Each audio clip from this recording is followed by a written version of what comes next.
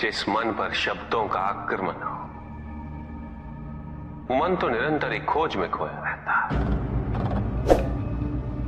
कभी शास्त्रों में, कभी पर्वतों पर, कभी समुद्र के किनारे, तो कभी तीर्थ स्थलों पर, कभी मंदिरों में, कभी वन में। किंतु जो वो खोज रहा होता है वो कभी मिलता नहीं, क्योंकि मन तो अभी भी स्थिर नहीं। वो व्यक्ति जहां भी रहे पुत्र, जहां भी जाए और जहां भी खोजे। तुमने भी सदैव शब्दों पर ध्यान दिया है कार्तिक, भले ही वो मेरे शब्द हो या किसी और की। तुम्हारी प्रतिक्रिया तो उन शब्दों पर ही आती, और जो मन केवल शब्दों को सुनता है,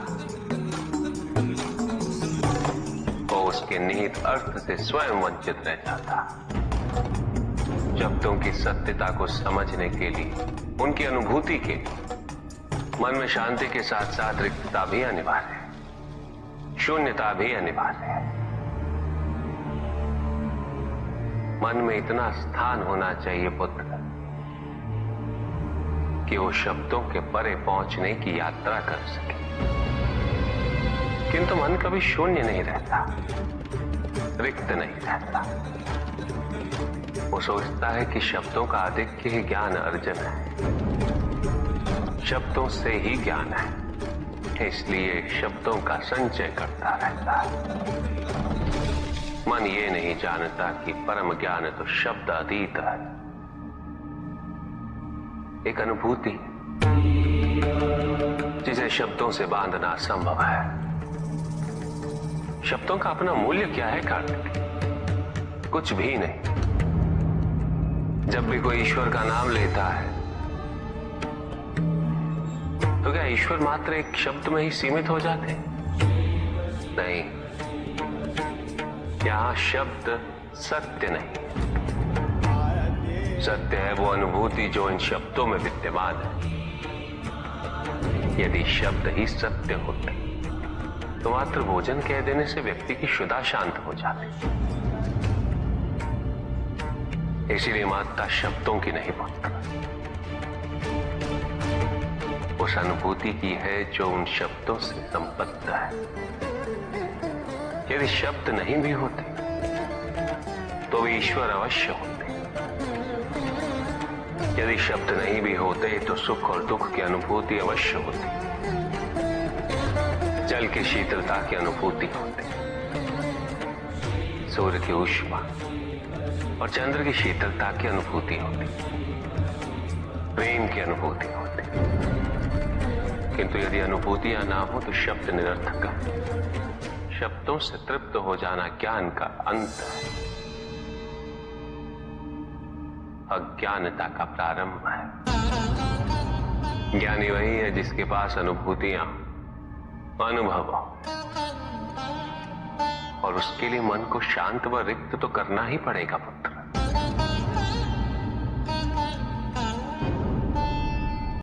युद्ध किसी व्यक्ति से नहीं गणेश, मानसिकता से होता। युद्ध में संघर्ष अच्छाई या बुराई का नहीं होता, सभी में अच्छाई है और बुराई भी है पुत्र। युद्ध तो विचारधाराओं का होता है। व्यक्ति अपने पराक्रम पर, अपनी क्षमता पर विश्वास कर युद्ध करता है, और जब उस विश्वास को क्षति पहुंचती है तो सब कुछ निरर्थक प्रतीत होने लगता है। किंतु आपसे पराजित होकर भी लोहितांग क्यों नहीं समझ रहा? उसे अपनी स्वतंत्र इच्छा का उपयोग कर उचित मार्ग पर चलने का प्रयास करना चाहिए। व्यक्ति अपने को खो दे समझती है, व्यक्ति अपने को समर्पित कर दे,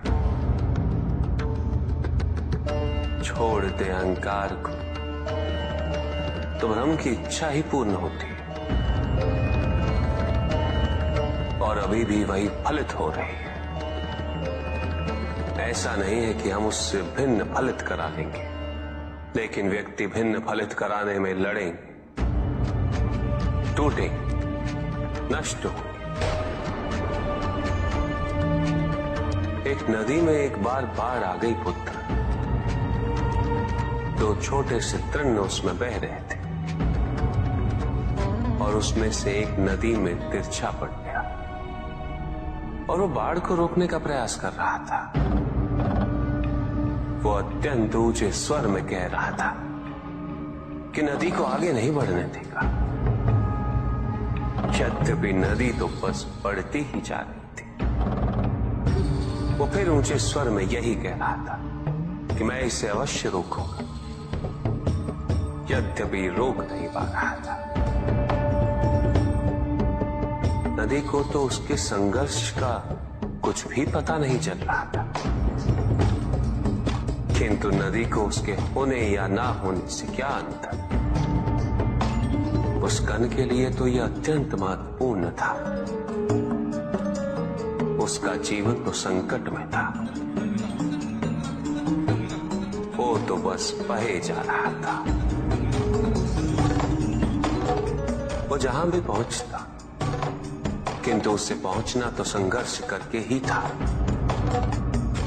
किंतु ये बीच का क्षण, ये बीच का काल दुख, पीड़ा, द्वंद्वता का काल है। वहीं दूसरी ओर जो दूसरा तृण था, उसने अपने को समर्पित कर दिया। वो तो नदी में सीधा पड़ा हुआ था। नदी के प्रवाह के साथ साथ बहता जा रहा था और उसे ऐसा प्रतीत हो रहा था जैसे कि वो नदी को दिशा दे रहा है, उसे प्रवाहित होने में सहायता कर रहा हो। वो तो ये निश्चय कर बैठा था कि नदी को समुद्र तक पहुंचाकर ही रहेगा, किंतु नदी को उसकी उपस्थिति का भी आभास नहीं था। नदी पर उन दोनों के होने या ना होने का कोई प्रभाव नहीं था। नदी तो बस बहे जा रही थी। ब्रह्म की इच्छा को जाना नहीं जा सकता, किंतु ब्रह्म के साथ एक अवश्य हुआ जा सकता, और तब व्यक्ति की अपनी इच्छा तो खो ही जाती है। केवल उसकी इच्छा ही शेष रह जाती है। द्वैतांग को अपनी आगे की यात्रा पूरी करने हेतु अत्यंत महत्वपूर्ण निर्णय अवश्य लेने होंगे। केवल उसके अहंकार को, अपितु उसके आत्मसम्मान को भी क्षति पहुंची। जहां से इस युद्ध का अंत हुआ है, वहीं से लोहितांग के अंतर युद्ध का आरंभ हुआ है। और जो भीतर पराजित होता, उसे हर दिशा में केवल पराजय ही दिखती है।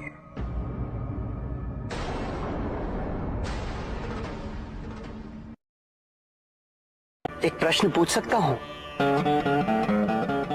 अवश्य ऋषि कश्यप। जहां प्रश्न नहीं वहां जिज्ञासा नहीं, और जहां जिज्ञासा नहीं होती वहां ज्ञान की वृद्धि नहीं हो सकती। निसंकोच होकर पूछिए। प्रभु, आप तो कालोपरी हैं, सर्वज्ञ हैं, त्रिकालदर्शी हैं। चारों ओर ये जो अज्ञान का अंधकार फैल रहा है, उसमें ज्ञान का मूल अर्थ कहीं ना कहीं खोता जा रहा। मेरा आपसे विनम्र निवेदन है प्रभु, किसी अन्य विषय पर चर्चा आरंभ करने से पूर्व हमारे और इस समस्त संसार के कल्याण और मार्गदर्शन हेतु आप ज्ञान की मूल परिभाषा से एक बार हमें पुनः अवगत करवाएं। ज्ञान और अज्ञान की परिभाषा को स्पष्ट रूप से समझने के लिए ज्ञान और अज्ञान की विशेषताओं का स्मरण करना आवश्यक है।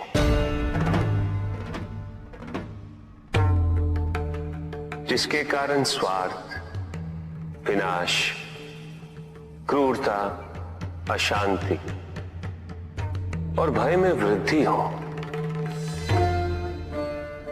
वो अज्ञान है। किंतु जो व्यक्ति को उदार, निर्भीक, सहनशील और विनम्र बनाए, वही ज्ञान है। अज्ञान की शक्तियां दुरुपयोग करने हेतु प्रेरित करती हैं, किंतु जो अपनी शक्तियों और अपने सामर्थ्य के प्रति अपने उत्तरदायित्व को समझाए, जो न केवल अपने अपितु अपने से पहले संसार के उद्धार हेतु प्रोत्साहित करे, वो ज्ञान है। ज्ञान का मूल उद्देश्य ही परोपकार है, सृजन है। दूसरों की भावनाओं को समझना, उनका आदर करना, यही ज्ञान है। क्योंकि ज्ञान हमें न केवल अपने अपितु दूसरों के दुख और सुख के प्रति भी संवेदनशील बनाता है। किंतु जो दूसरों की भावनाओं का अनादर करे, उसे ज्ञान की श्रेणी में कैसे रखा जा सकता है? अज्ञान के कारण व्यक्ति सांसारिकता में बंधता जाता है, मोह माया में उलझता जाता है। अज्ञान परम सत्य से दूर ले जाने का माध्यम है, किंतु ज्ञान व्यक्ति को परम सत्य की ओर ले जाता है। ज्ञान मुक्तिदायक है, मोक्ष का मार्ग है, और इस मुक्तिदायक ज्ञान का सर्वोच्च रूप है आत्मज्ञान, और यही ज्ञान की पूर्णता भी है। सभी के उद्धार के लिए मैं आपसे निवेदन करता हूं, भक्ति का उचित मार्ग बताए हमें, ताकि मेरी भांति दूसरा कोई भूल ना करे। भक्ति मुक्ति का आधार है पुष्पधन, और मुक्ति तो केवल समर्पण से ही संभव होगी। और समर्पण के प्राय भक्ति कब मोह में परिवर्तित हो जाती है।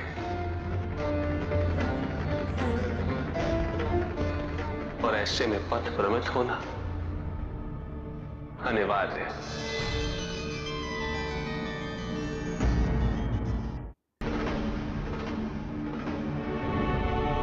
प्रभु, तांडव की परिभाषा क्या है? क्या है तांडव? उसे आरंभ करने से पूर्व मन में कैसे भाव होने चाहिए? तांडव नृत्य जगत की 5 क्रियाओं का संकलन है। सृष्टि, स्थिति, प्रलय, तिरोभाव और अनुग्रह, अग्नि, जल, वायु, पृथ्वी और आकाश। मेरे नृत्याकार शरीर के 5 मुख,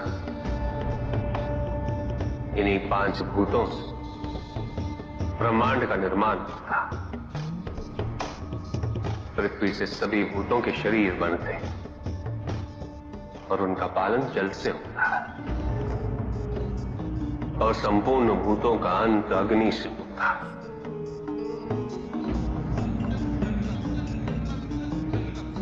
वायु तथा आकाश में तिरोभाव और अनुग्रह की शक्ति। इस प्रकार मेरे ये 5 महाभूत मुख मेरे नृत्य की 5 महाक्रियाओं का प्रतीक है। धन आवश्यक है ऋषियंत्र, क्योंकि धन मूल आवश्यकताओं को पूरा करने में सहायक होता है। किंतु जब कोई व्यक्ति इच्छाओं को आवश्यकता समझने लगे,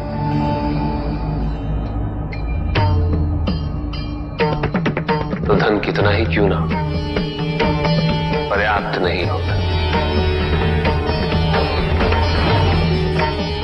क्योंकि इच्छाएं अंतहीन है। इसलिए मनुष्य कभी ना समाप्त होने वाली इच्छाओं की पूर्ति हेतु धन संचय को ही अपने जीवन का लक्ष्य समझ लेता है,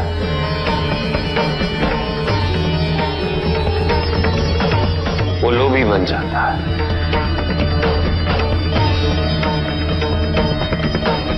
वो भूल जाता है कि उसके जीवन का मुख्य लक्ष्य ईश्वर के समीप आना है।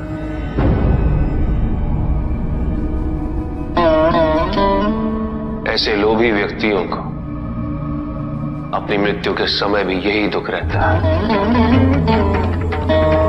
कि उन्होंने क्या कुछ नहीं पाया, क्या शेष रह गया। ऐसे समय में वो एक क्षण के लिए भी ईश्वर का स्मरण नहीं करते, अपने जीवन की निरर्थकता और व्यर्थता का बोध नहीं होता।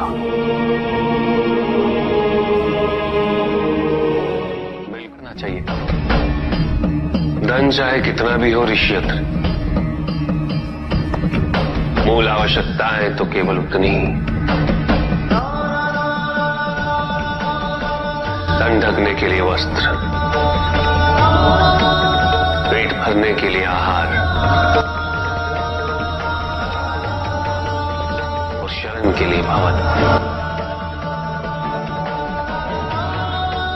इन आवश्यकताओं के पूर्ण होने के पश्चात जो भी है वो इच्छा है। धनी व्यक्ति के पास जो भी अतिरिक्त धन होता है वो उसे दान करना चाहिए, उनके उद्धार के लिए जो अपनी मूल आवश्यकताओं को पूरा नहीं कर सकते।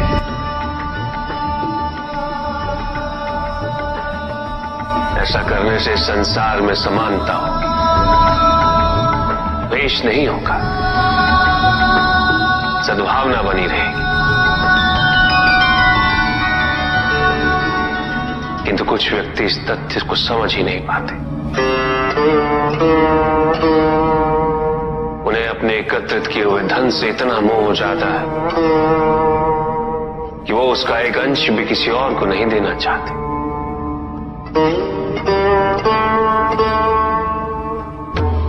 ऐसे व्यक्तियों की सूची में सर्वप्रथम स्थान कुबेर का है।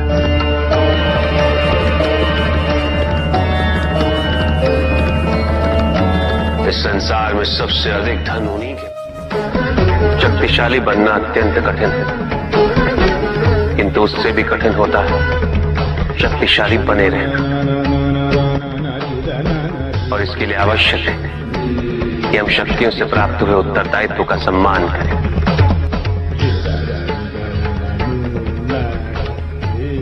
अन्यथा हम स्वयं पर निरंतर खो देते हैं और यह हमारे पतन का कारण बनता है। युद्ध में की गई भूल और उपलब्धियों से कुछ न कुछ सीखना आवश्यक है कार्तिक। बुराई और अच्छाई के मध्य ये युद्ध निरंतर चलता रहेगा। आज एक अध्याय समाप्त हुआ है, कल दूसरा अध्याय आरंभ होगा। जब तक इस समस्त संसार में बुराई है तो अच्छाई भी होगी, किंतु अच्छाई और बुराई के युद्ध में जीत सदैव अच्छाई की ही होगी। प्रभु, क्या संसार में केवल सुख का होना संभव नहीं है? प्रत्येक आत्मा का लक्ष्य केवल सुख की प्राप्ति ही तो है।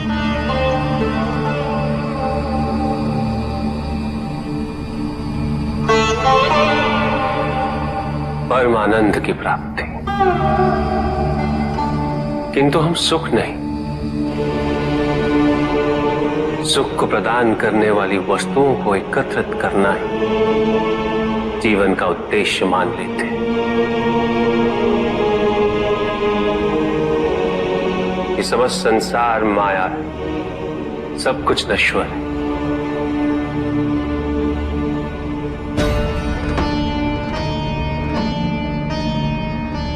जिन वस्तुओं को हम सुख का सोच समझकर एकत्रित कर रहे हैं वो सदैव नहीं रहेंगे। जो व्यक्ति सत्य को जानते हुए भी लोभ का परित्याग नहीं करते वो सदैव इन्हें खोने के भय में जीते।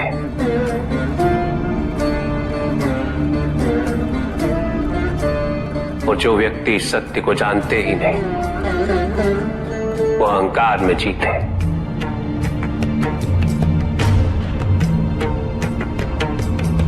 और जहां अहंकार और भय उपस्थित हो, वहां सुख कैसे रह सकता?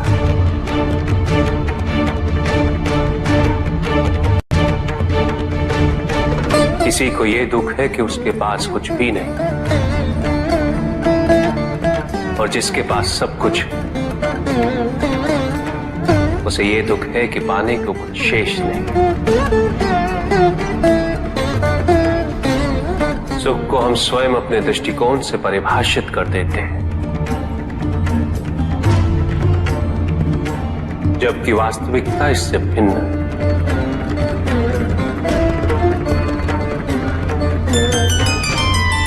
इसलिए आवश्यकता है अनासक्त रहने की। किंतु प्रभु, क्या आसक्ति स्वाभाविक नहीं है?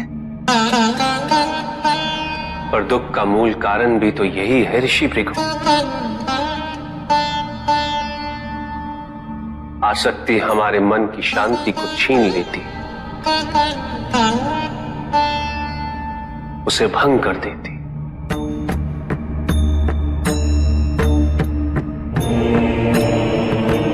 हमारी बुद्धि को स्थिर नहीं रहने देती, उसे चंचल बना देती।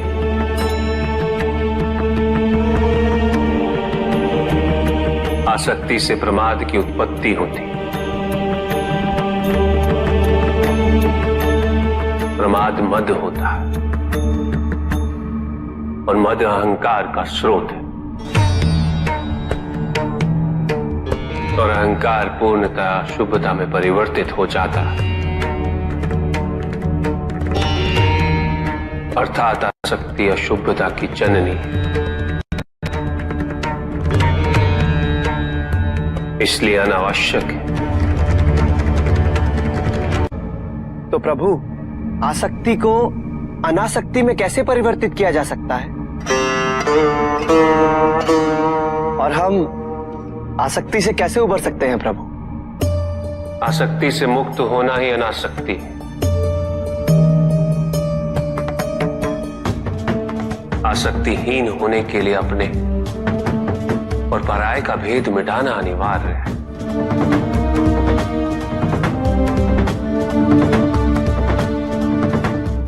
और यह तभी संभव होगा जब हम सुख की खोज बाहर नहीं, अपने भीतर करें। जब हम यथार्थ को पहचानें, उसे स्वीकार करें।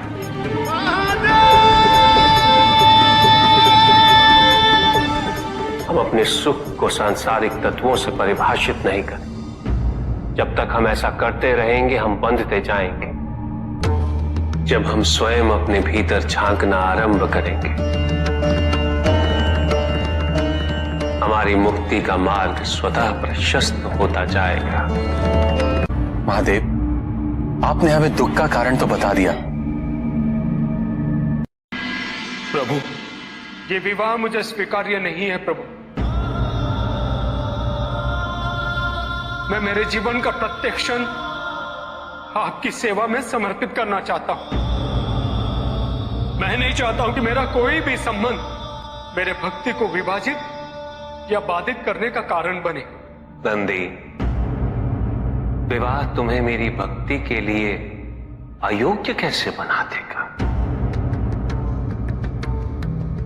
उसमें बाधा कैसे उत्पन्न कर देगा?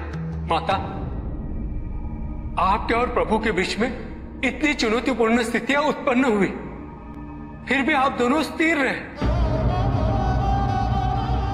किंतु मेरे लिए यह संभव नहीं है माता,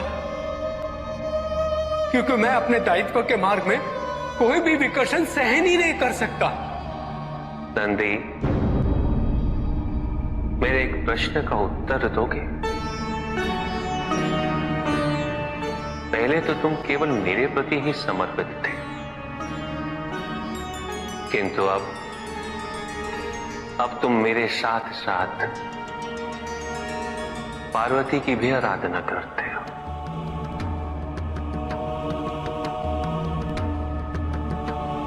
क्यों? प्रभु, माता आपके अर्धांगिनी है, आपकी पूरक, जिस प्रकार आप उनके पूरक हैं। आप माता के कारण आनंदित रहते हैं, उनकी उपस्थिति आपको प्रसन्नता देती है। अन्यथा आपको इतना हर्षित उनसे पहले मैंने कभी नहीं देखा है।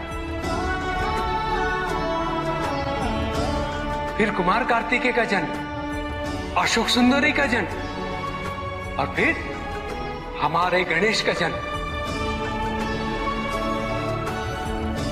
प्रभु, इस प्रकार मैंने कैलाश को पूर्ण होते हुए देखा है, और ये सब माता के कारण ही हुआ है। प्रभु, जिस कैलाश में आप वास करते थे, उसे माता ने निवास बना दिया, इस कैलाश को संपूर्ण कर दिया।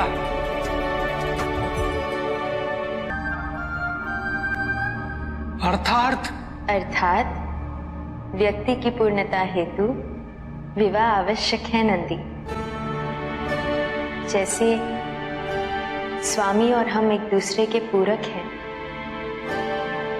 उसी प्रकार तुम्हारी अर्धांगिनी और तुम एक दूसरे के पूरक बनोगे।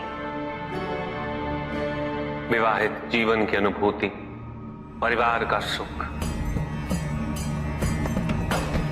उसके सुख और उसकी सुरक्षा के लिए संघर्ष, ये सभी अनुभूतियां व्यक्ति के विकास के लिए अनिवार्य है नंदी। किंतु प्रभु, मेरी स्वतंत्रता। स्वतंत्र तो वो नहीं है नंदी जो विवाह के विचार से भयभीत होते हैं या संकोच करते हैं, क्योंकि स्वतंत्रता तो वो है जो किसी भी विचार से प्रभावित ना हो, किसी भी सुख, किसी भी दुख से प्रभावित ना हो।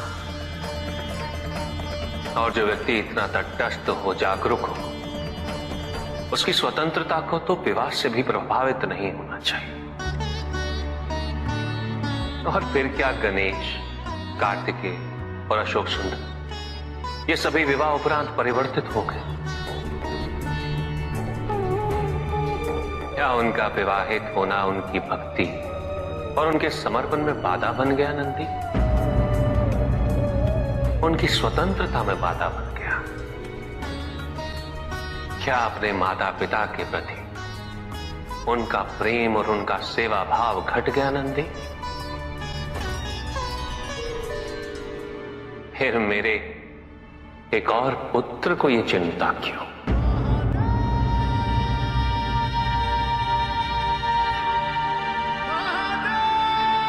ये भय क्यों नंदी? अग्नि जलाती है, जल बुझाता है, दोनों के कार्य क्षेत्र पूर्व परिभाषित और भिन्न है। दोनों एक दूसरे को प्रतिस्थापित नहीं कर सकते। इसी प्रकार इस समस्त संसार में सभी की भूमिका पूर्व परिभाषित।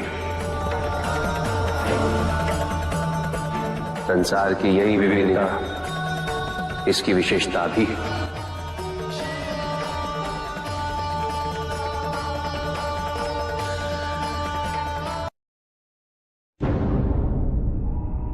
सृष्टि के निर्माण उपरांत एक बार नारायण ने तप के लिए महादेव से उत्तम स्थान के निर्देश की याचना की। महादेव ने अपनी प्रेरणा से समस्त तेज संपन्न अत्यंत शोभायमान पंचकोशी नगरी का निर्माण किया।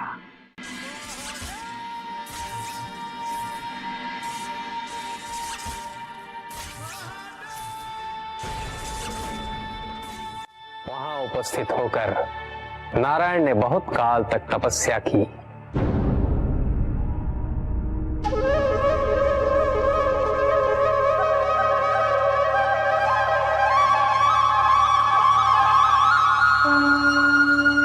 नारायण की तपस्या के अनंतर ही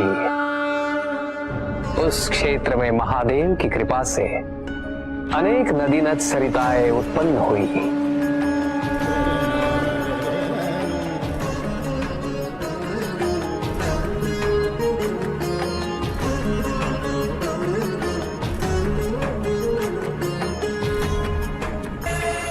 इस सब को देखकर आनंदमयी हो उठे नारायण ने जैसे ही अपना शीश हिलाया, उनके कान की मणि गिर पड़ी।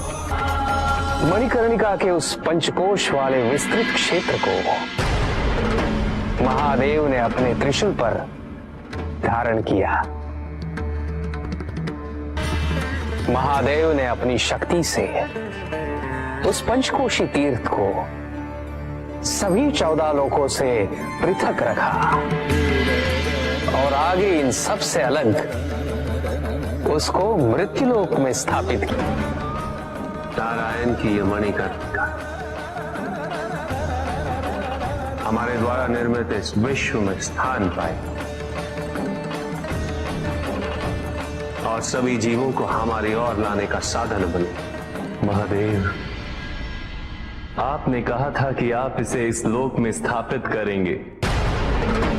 अब समय आ गया है।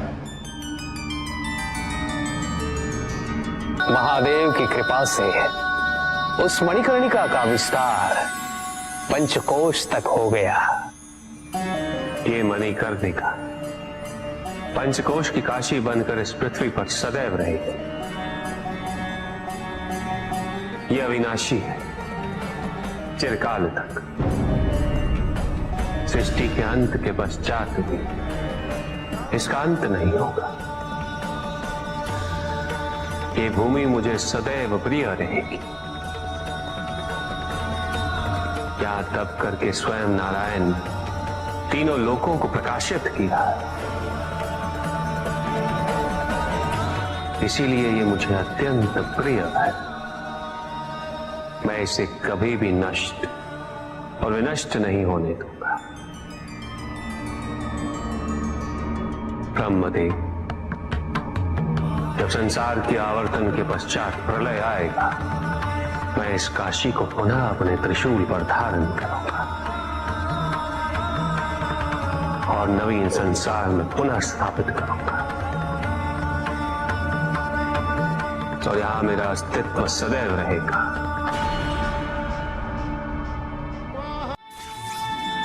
महादेव ने उस क्षेत्र से अपने आत्मिक योग को ध्यान में रखते हुए अपने ज्योतिर्लिंग को वहां स्थापित किया, जो इस क्षेत्र से कदापि पृथक नहीं हो सकता।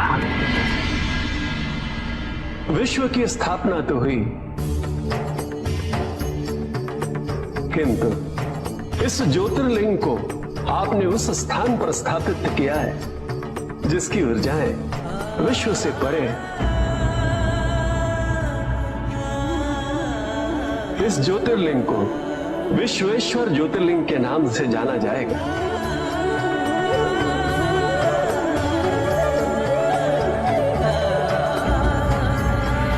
महादेव उस काशी को अपने त्रिशूल पर प्रलय और अनिष्ट की स्थिति में धारण कर उसका संरक्षण करते रहते हैं। इसीलिए ये क्षेत्र सभी लोगों से न्यारा है। नारायण की मणि गिरते ही उस स्थान का नाम मणिकर्णिका तीर्थ पड़ गया।